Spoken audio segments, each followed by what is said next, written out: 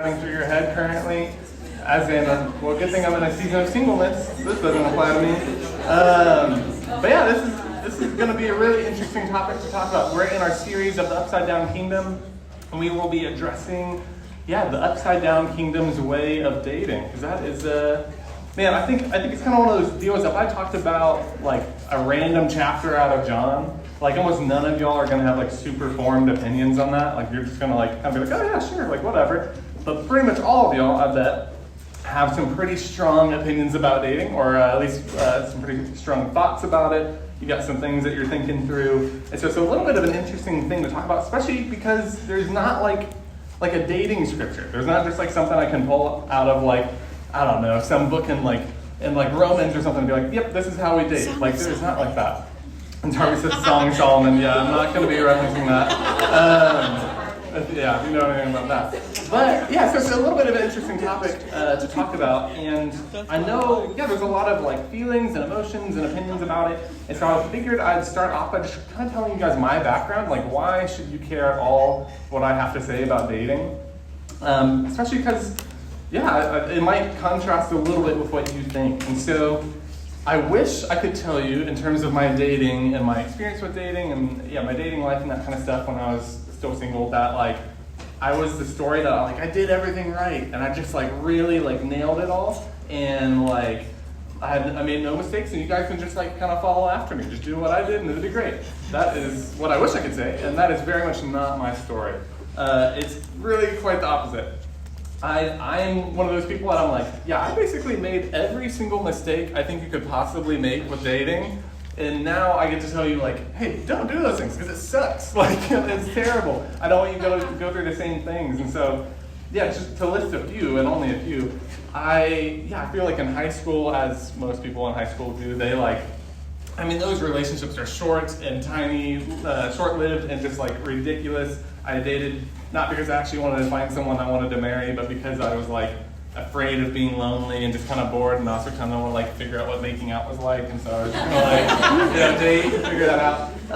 So I had all these like short little flings or whatever. I communicated terribly. I never really shared anything about like what I was going through in life. It was purely like superficial relationships. I feel like we had like multiple experiences of the classic, like we're just talking, like we're not dating, like, but then of course like they went on a date with someone, like that would be no, like I'll be really mad about that. I was like, oh, we're just talking. I did that whole thing. I said like I love you way too soon and had all the ramifications of that. I talked about marriage far too soon. I had no semblance of boundaries when I first started dating, like no sense of boundaries, like physical, emotional, time-wise, relational, like nothing like that. Like it was just a wreck. Like it was and I went like far too far on all of those kind of things. Like people used to say of Darby and I that we were like attached at the hip, and they like never saw us apart. Like we spent all of our time together every single day. And like that was very true. Like we probably spent, I think we calculated it one time, it was crazy how much time we spent together. Like Darby's like making this face. Like I think we spent about 12 to 15 hours of our day every single day together for like 3 months or something like that. It was crazy. Like I'm saying, I was. Dude, I don't know. We were in love. You should have seen these messages that we sent. We were trying to find them. I deleted them. They were that bad. Darby deleted them. They were like the cheesiest little sappy love messages you've ever seen. Like, I just did everything wrong. Like the list could go on and on. I could keep telling you about all that. It's just, it was kind of just a total wreck. But with every single one of those mistakes I made, I also have to deal with all the consequences of those decisions. And a lot of those consequences might have been short-term, but I can even see some of the consequences of that type of dating play out now. Like I still see some of those things affect our marriage now. And just, different ways about how I think about things. And so my hope for this sermon is to, go as one who's gone before you and made those mistakes and be like, don't make these mistakes. Like there's a better way. And I think through college, I got to see other friends date. And I got to see dating done right. Like dating that was really healthy and uplifting and beneficial. And that was amazing for all the parties involved. And I got to see people do it in such a really godly and healthy way. And that is my hope for you guys. that you don't go in my path and just make all the mistakes. I hope that you can take a little bit from my experience and not go down some of those same paths, because they're not great. And yeah, just a little more context. I was thinking about this. There's sometimes hesitancy when our staff talks about dating, and I just get a lot of pushback. A lot of people are just kind of I don't know, they don't know what they're talking about. Why should I listen to them? I know what I'm talking about. I've seen a lot of TV shows that talk about dating, so I really know what it is to date, or my parents gave me advice, and of course they haven't dated in 20 years, but I'm sure it's pretty relevant. You have that kind of stuff. And I was thinking about it, I'm yeah, when I first came to college and started getting exposed to college dating and all that kind of stuff, I did the calculation. Some of y'all were in 5th grade. And I'm not that old, but I guess I'm a little old. Some of y'all were in 5th grade when I started being around this. And I also get to pull a lot from our collective staff, and we've spent hundreds of hours counseling people through dating in college.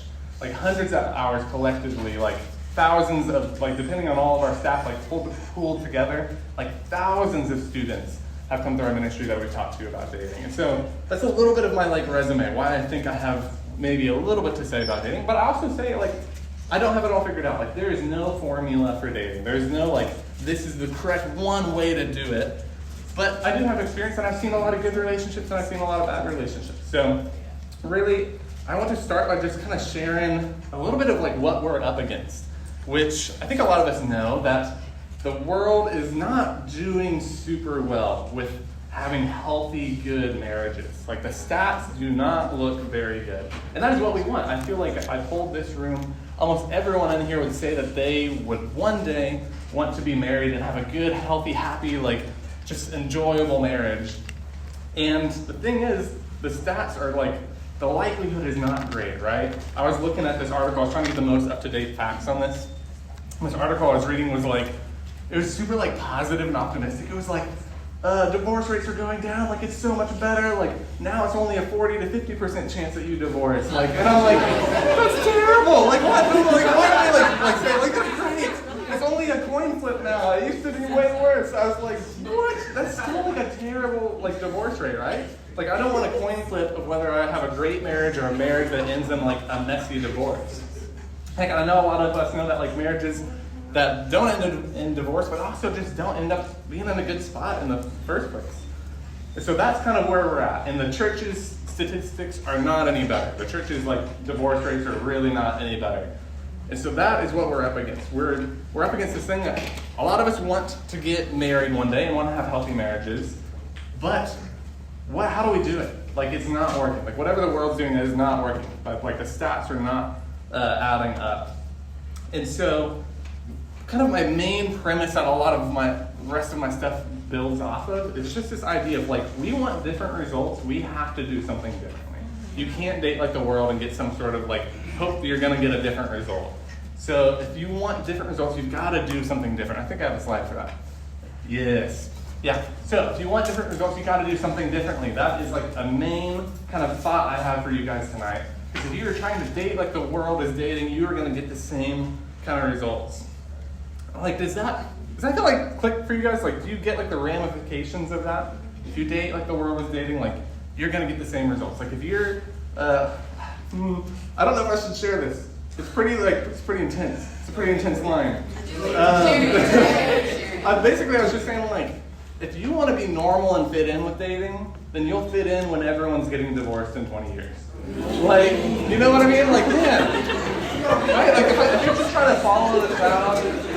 Oh, I told you it was intense. I warned you. If you're just trying to follow the crowd and do what everyone else is doing, you're going to end up with the same stats, and you don't want to be there.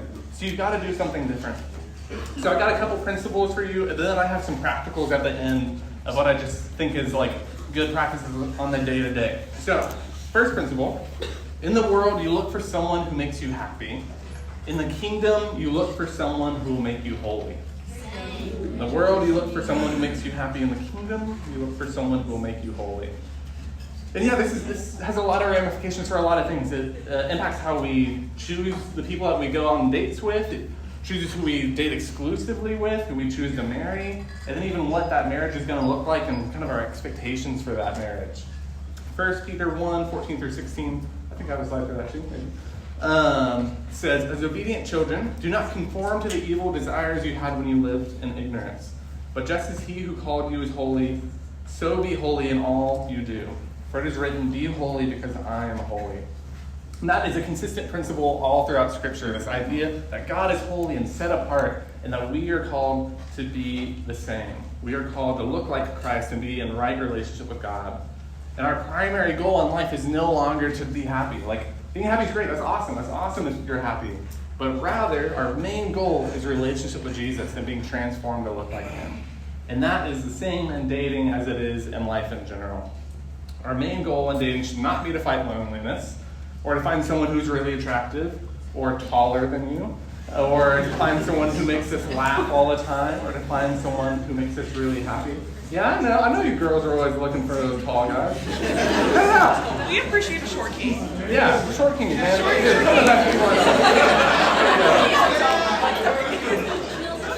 Yeah, I mean, so a lot of those things, right? A lot of those things, someone that's like super funny, that makes you happy. A lot of those things are great, but those are not our main goal as disciples.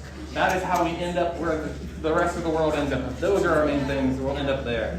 Our main goal as disciples is to be better disciples of Christ, right? Is to love people well and love Jesus well. And all that other stuff will come in time. As we're transformed to look more like Jesus, you'll see that the things that you're attracted to change. The things that are really interesting to you about the person changes over time. And really a lot of that stuff, like the twisted desires that we have, will be made right and be made to what they're supposed to be. And you'll start actually being transformed into finding happiness in things that you didn't used to find happiness in. And so if your main goal at the beginning of dating is just finding someone who makes you like feel all the butterflies and stuff like that, I'm like, yes, that has a place in dating for sure, but it's not the main thing. Because if that's your main thing, that passes eventually. Especially if you grow up, to look more like Christ, your desires and the things that are attractive are going to change. And holiness and happiness are not opposites. Often holiness leads us to deeper happiness than just pursuing what we want in the moment and kind of just trying to get what we want all the time. I'm convinced that the key to an amazing marriage is for people to continually become closer to Jesus and to look more like him. Like, if you can do that in a marriage, man, I think almost any marriage can make it. It's crazy. Like, if you're really committed to looking like Jesus, I think two people almost always can make it. I'm like, there's better pairings for sure, and there's worse pairings, but I think there's something really to be said about that. And the leading cause of divorce, when I looked it up, is a lot of people talk about money and stuff. That's a big cause, but the leading cause is just what they call incompatibility. And I think, sometimes that's just because people date poorly, right? They let their emotions and infatuation lead them to marry someone who's not a good fit for them. They get really caught up in the moment. They get caught up with the butterflies, and then they get married to someone that they're not a good fit with. But I think even beyond that, the other cause is this mentality that like, oh, if this person no longer makes me happy, then they must not be the one for me. Like, it must not be good. This marriage is doomed if this person doesn't make me happy anymore. And I think that's just a flawed idea. If that is our starting place, there are going to be seasons that happens. That's going to happen to anyone. There's going to be rough spots. Like, that's just going to happen. But if our mentality is, I'm going to marry someone who makes me a better disciple, that makes me look like Christ, man, that is such a much more firm foundation to build a marriage on than just this like temporary happiness that's going to come and go with your emotions over time. So holiness over happiness. And like Darby does make me incredibly happy. Like, she really does. But she also makes me more holy. She consistently stretches me to look like Christ, even when she's not trying to, just by the nature of who she is. Like, that is a huge part of our relationship. And so, the question I want to leave you guys with in this section is just, it's a question that really was hard for me to wrestle with, because when I first started dating, and even when Darby and I first started dating, I think our mentality was this whole like, we just liked each other, we thought each other were cool. You should see photos of me from freshman year. I was not cool, I was so dorky.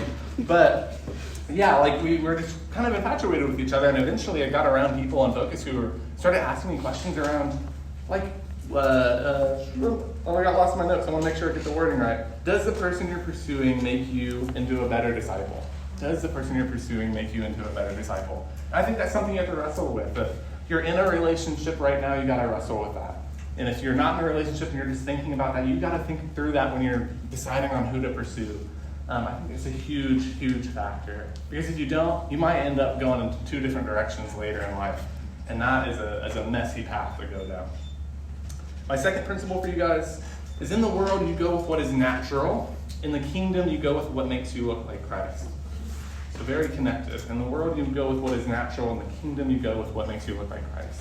What I see a lot is, it's just kind of like wanting to fit in, but it's also just like, it feels organic, it feels authentic, it feels natural, and that's why I do it. So I see that show up in how people ask people out on dates and how they go about like even deciding to date someone. I see it show up in relationships, like people who are already dating, and they're just kind of going with the flow, and they're just kind of like going wherever like the world kind of leads them and wherever their kind of like emotions and feelings lead them. But the problem is, without intentionality, you will end up in places that are not super great because we're not honestly pretty good at predicting what's going to make us happy. We're not that good at that, or even predicting what's good for us. So I want to read two verses. One is Proverbs 14:2 or 14:12, and then Jeremiah 17:9. So the Proverbs one: there's a way that appears to be right, but in the end it leads to death. And Jeremiah 1: the heart is deceitful above all things and beyond cure. Who can understand it? Sweet. So these verses kind of point us to this idea of like, man, we are just bad predictors of what's good for us. We constantly choose stuff that's actually bad for us. And emotions and chemistry and that kind of stuff does have a place in dating, but it would be weird, if you didn't like the person you're dating. You didn't have some sort of emotion towards them, right? But if that's all you're going off, it's going to lead you to dangerous places, and you're going to be stuck in a place that you don't actually want to be. So take them into consideration, take chemistry and that kind of stuff into consideration, but don't let it be the one determining factor. And you'll see what feels natural changes over time, right? Very connected to my first kind of thought. And with that, if you're in a relationship, my advice for you is to date intentionally slow. So date very intentionally. Don't just kind of go with whatever you want, whatever feels natural, and just kind of take it like day by day. You're not thinking about, what is like the progress of this relationship look like? Where are we going? Where are we heading? And that kind of stuff. But also date slowly. I think most people's problem is not that they don't progress in relationships, but that they progress way too fast, and they go too fast too soon. That was Darby and I's problem. We went way too fast too soon. And we started talking about marriage and all this stuff really early on, and then we had to hit the brakes hard. And it was really painful for both of us to like basically have talked about all this stuff and gone really fast, and then, because that's what felt natural. We're just excited about the relationship. We were just going. And then we realized like, oh gosh, like we're so far this way, and we need to decide like, are we even a good fit for one another? Like, is this actually a wise decision to go into marriage and stuff like that? And the pulling back was really painful, because if you've already gone that far, it feels like you're like saying that you don't like that person anymore, that you don't love them anymore. If you're trying to go like, no, I want to make a good decision about going forward. And so my encouragement to y'all that are dating, like, go slow, go intentional, be intentional about the questions you ask each other, about when you hit different like mile marks in dating. It's going to serve you so much more, because it is painful to go the opposite. And many marriages lead to many divorces. That's something I learned when I was probably like a sophomore or junior in college, and it stuck with me. Many marriages lead to many divorces. If you act like you're married while you're dating, and you end up like breaking up, it's gonna feel like a mini divorce. Yeah. It's gonna feel that intense. So if you go back quickly with someone, it's gonna feel way bigger. And then kind of my last principle, I would feel remiss not bringing this up, which is, in the world, marriage is the only way to be fulfilled relationally. But in the kingdom, you can be just as relationally fulfilled while being single.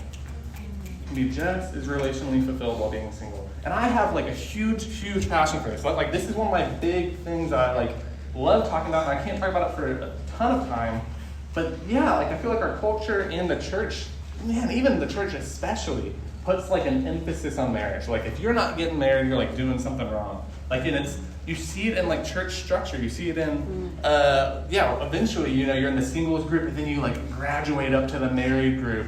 And you don't want to be the 40-year-old person in the single group, right? Like you see how we build churches and stuff. We put marriage on this pedestal that like everything always leads to this marriage.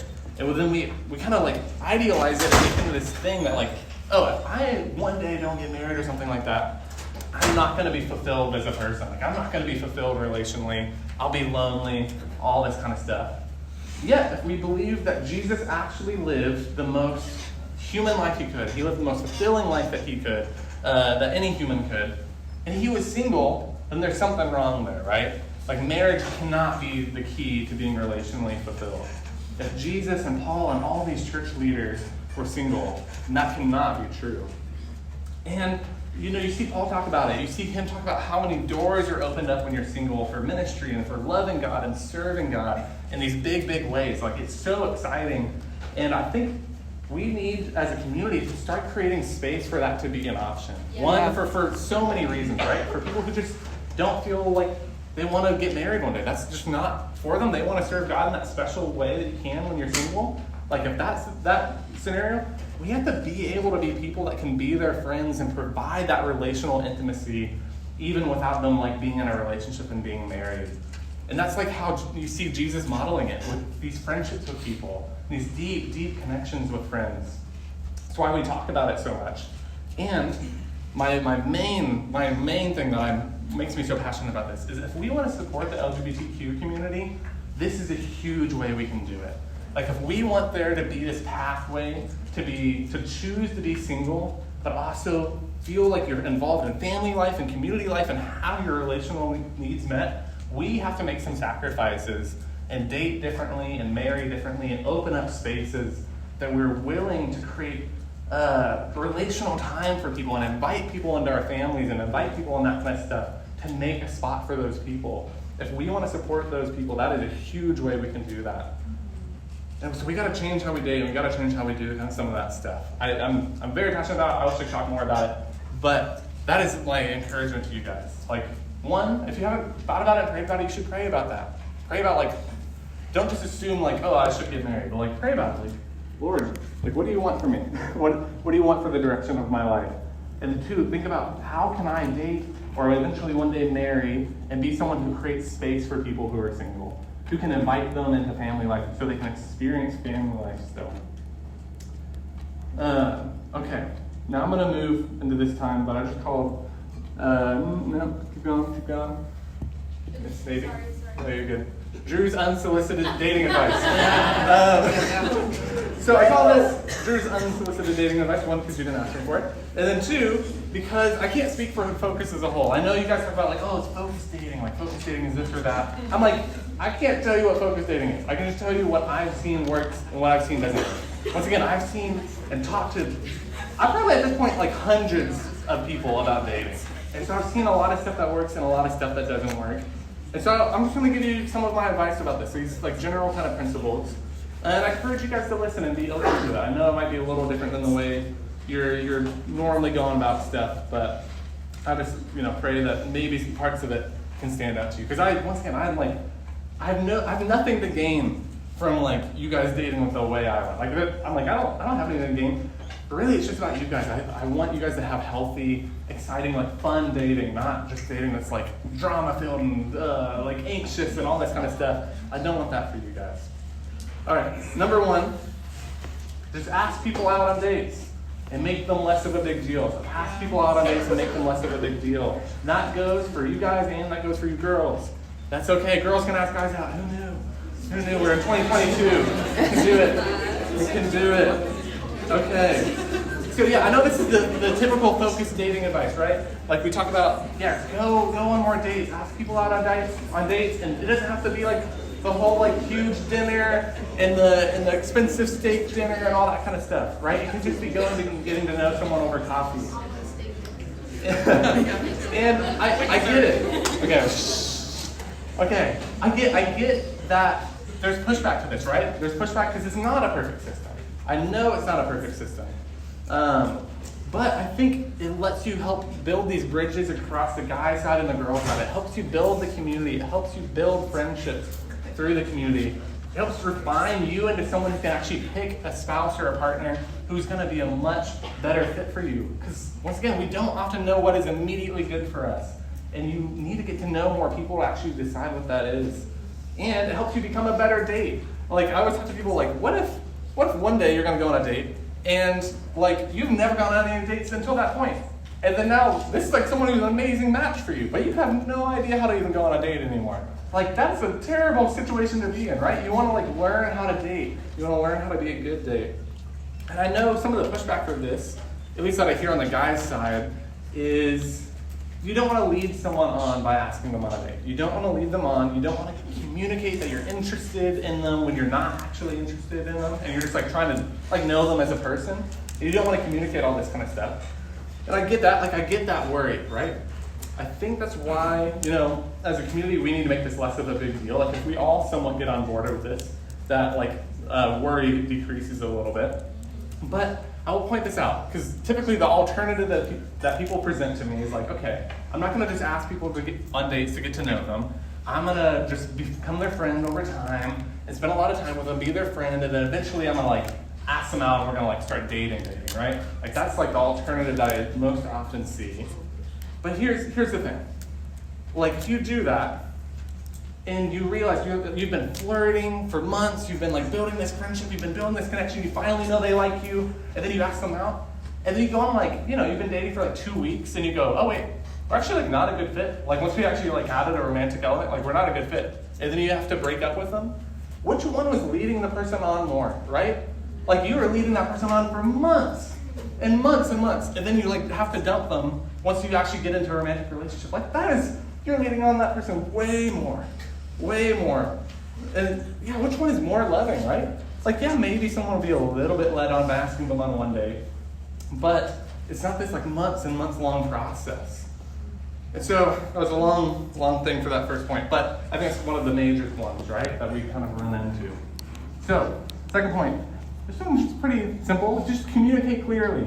I think there's a lot of this stuff that's like, you're trying to like read each other's minds and like, kind of like, okay, what is that person thinking? Like, what do they think about me? What do they think about this date? All that kind of stuff. And what I want to say to that, one, is you'll save yourself a lot of high school-esque drama if you just communicate clearly and boldly and bluntly and just tell people, this is what I'm thinking, this is what I'm going through. I know it's scary, but you will save yourself a lot of pain.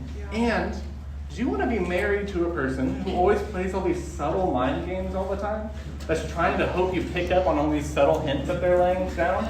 Like, you don't want that. You don't want that. You want someone who clearly communicates what they want. Their expectations, their feelings, their emotions. You want someone who clearly communicates that stuff. So become that person too. All right. Third one, it's kind of related to the first one, is just get to know a variety of people. This is a way for you to actually develop an idea of who I'm actually compatible with, who is going to be good for me to date.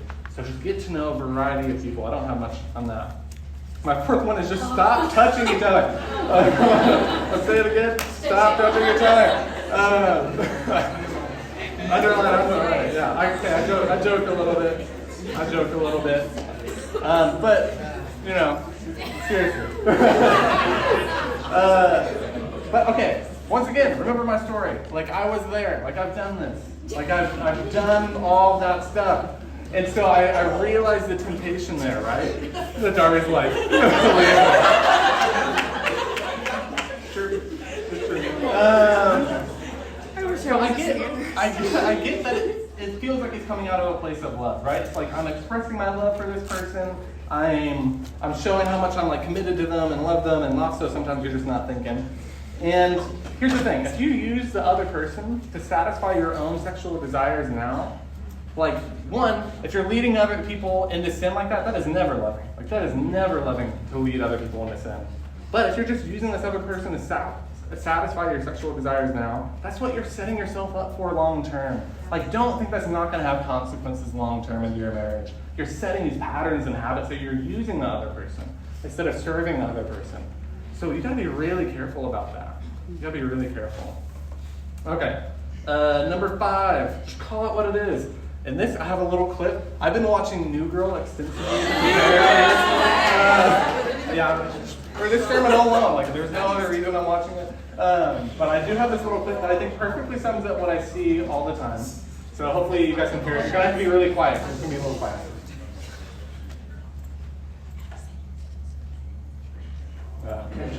Thank you. Okay.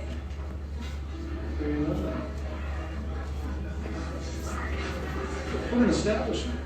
My favorite in the city. Right on time. Oh. Keep it coming. Hey, Nick, can I ask you a question? What's on your mind? Well, I'm just asking if this is a date. Who means this is a date? I'm asking if this is a date. It seems like a date. You've been thinking it's a date this whole time? Oh! Embarrassing for you. No, for me it's just hanging out in the suit and champagne with my friend. Get ready to order. That's it. But I'm like, call it what it is, right? Like he's like, that's so embarrassing for you. That's so embarrassing. And you think this is a date. It's just champagne, I'm wearing a suit, it's nothing. And I'm like, that is what I see, obviously exaggerated, but that is what I see. So often people are like, we're just hanging out for like 8 hours and then like going to all these coffee shops and doing all this stuff. Like that's not a date. Like it's not. I'm like, oh, you're just doing everything that like dating couples do, just not calling it that, right? Like, ooh, I know, I'm stepping on some toes here. Here's the thing, it just complicates it for yourself. I've been there, once again, and it makes things complicated because you don't know where you stand, and you're just trying to like feel each other out in that kind of way, and it's just rough. You'll end up in a lot of drama and a lot of like weird spots. And so just call it what it is. Be clear about stuff. Kind of related to that other one. Okay. Number 6, don't let fear rule your actions. Don't let fear rule your actions. That might be fear of rejection, fear of what people will think, fear of the unknown future and how it's going to go. All that kind of stuff. Fear does not have a place in our lives as disciples. And I know it's hard. I know it's really hard. I know it's scary to ask people out. I know it's scary if someone's going to get the wrong impression. I know it's scary to think about being alone like long term or something like that. But a lot of that comes from either not trusting in God or realizing only so much, or not realizing only so much is within our control. We only have control over so much. And so we can just do the best that we can do. So I don't think fear has a place in our dating. All right, number 7. Be careful of the media you intake and how it influences your thoughts and expectations. Like I said, I've been watching New Girl. It has terrible examples. It's terrible examples, right? It's just awful. It's very funny, but it's awful. But I think this should be obvious. The media we consume is definitely going to influence us. And so if we're watching a lot of TV shows or YouTube or TikToks and stuff about like super, super romantic things, it's going to influence your expectations for dating and set some unrealistic expectations a lot of times. Okay, I got to go kind of fast. Number 8. You get to determine what is normal. You get to determine what is normal in dating. Don't let other people determine what you're going to do in terms of dating. Like, don't let the worry of being weird determine what is best for you in dating. Like, who cares? You get to decide if you date well or not other people. Don't let culture dictate that to you. You get to set the norms. And we get to set the norms in this community. We get to decide what this community looks like with that. Number 9, you're in control of your responses and actions, not other people's. This is a big thing. We're always scared about like, oh, what if they're going to do this or that? I'm like, you're in control of your responses. You're in control of your reactions. You let God handle that other stuff. Like it's good to take other people's feelings into consideration, but you don't have ultimate control over that, and that's okay. Number 10, you're going to make mistakes. It's going to be awkward at times, and that is okay. You're going to make mistakes sometimes. None of us are experts at this. Like none of us have dated perfectly or done something like that. And so you're gonna make mistakes and it's gonna be awkward and you have to be okay with that. It's gonna be fine. We'll figure it out together. We're in this together. Well, I'm not, but you guys are. Number 11. Get advice. This is my last thing. Get advice.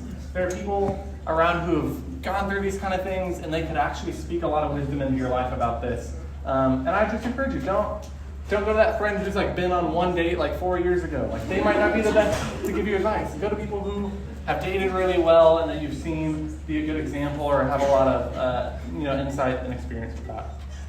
All right, my last thing is I'm going to say my hope for this community is that they can become a place where dating isn't stressful or overly complicated, that people aren't scared to ask one another out, that y'all can enjoy going on dates and it can be something that builds our community, that guys and girls can get to know each other in healthy settings, that people can date with the help of the community all coming around one another, and that healthy dating will lead to healthy marriages. That is my hope and prayer for you guys. So as the worship team comes back up, I'm going to pray for us real quick, and we're going to close. Lord,